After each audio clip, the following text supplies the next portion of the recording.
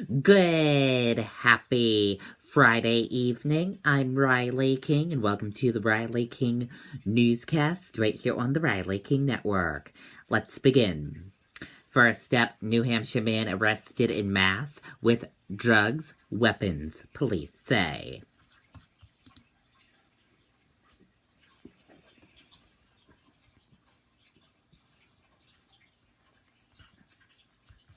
A New Hampshire man faces drugs and weapon charges after he was found in a semi-conscious condition Thursday in Massachusetts, police said. Tinsboro police said Ian Burrs, 26 of Hudson, New Hampshire, was arrested and charged with possession of heroin with intent to distribute, possession of large capacity firearm without a license, and other charges. Police were called to a gas station about 10 p.m. and found Burrs in a semi-conscious state in a car, police said. The officers could see a glass water bog in the center console of the car, police said. Police said that Burrs wasn't able to fully basic commands such as shutting off his car and leaving the vehicle. Police said they found a loaded firearm and knife on him after they frisked him. Burrs was taken into custody and officers searched the car. Police said they found plastic baggies, cash, brass knuckles, a switchblade, and double-edged knife, along with a digital scale, pills, and brown powdery substance. Police said Burrs appeared to be under the influence of drugs, but he didn't require medical treatment. They said he was conscious and alert when he was booked at the police station. He is scheduled to be arraigned at Lowell District Court.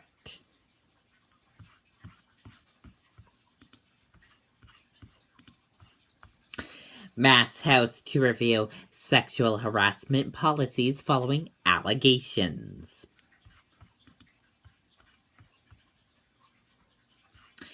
The Massachusetts House has adapted in order to directing authority to conduct a comprehensive review of the House sexual harassment policies. The move comes after the Boston Globe column featured several anonymous women recounting harassment on Beacon Hill.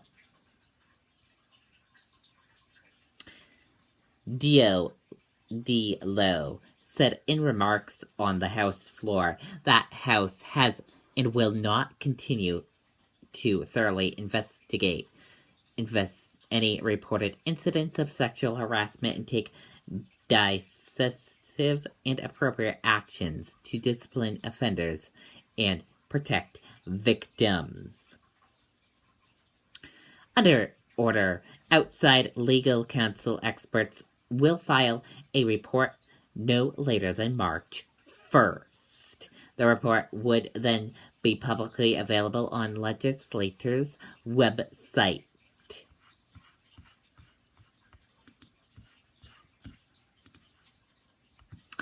Concert promoter changes plea in domestic violence case.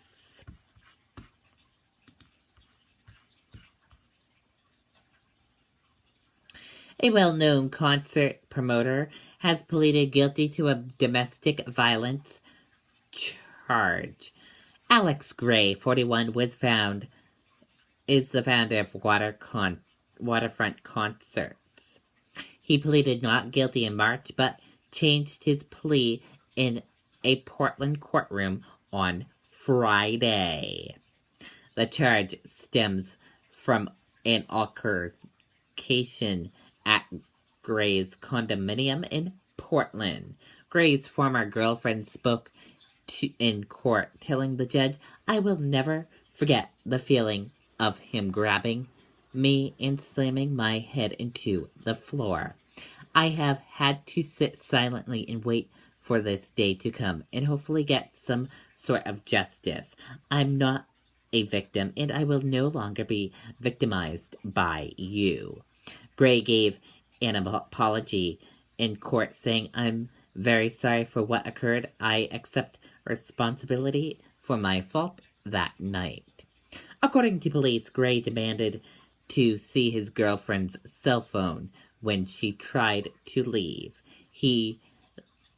They say he kicked her legs out from under her, put a hand on her throat, and banged her head against the floor.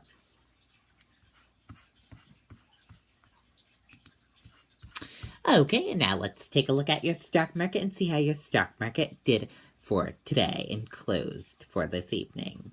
Your Dow Jones Industrial Average closed in the green, it went up. Your S&P 500 index closed in the green, it went up. Your Nasdaq closed in the green, it went up. RUSS 2K closed in the green, it went up. And VIX closed in the red, it went down. Nasdaq and S&P 500 rip to record close after blowout tech earnings. Amazon tops 1,100.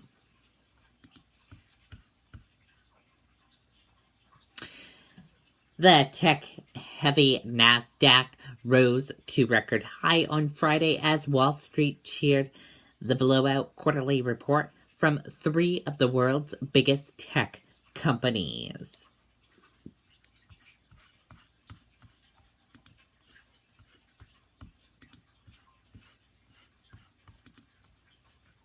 Republicans see need for speed to satisfy Trump's tax overhaul demands.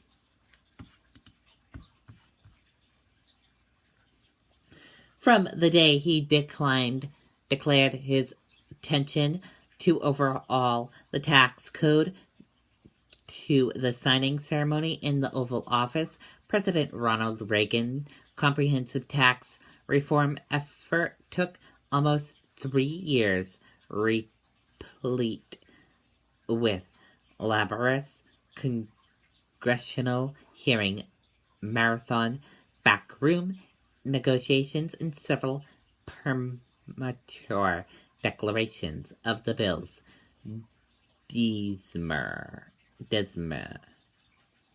And that did it for the Riley King Newscast right here on the Riley King Network. I hope you all have a great rest of your Friday evening, and I'll see you back here for the Riley King Newscast tomorrow. Good night, everyone. Bye.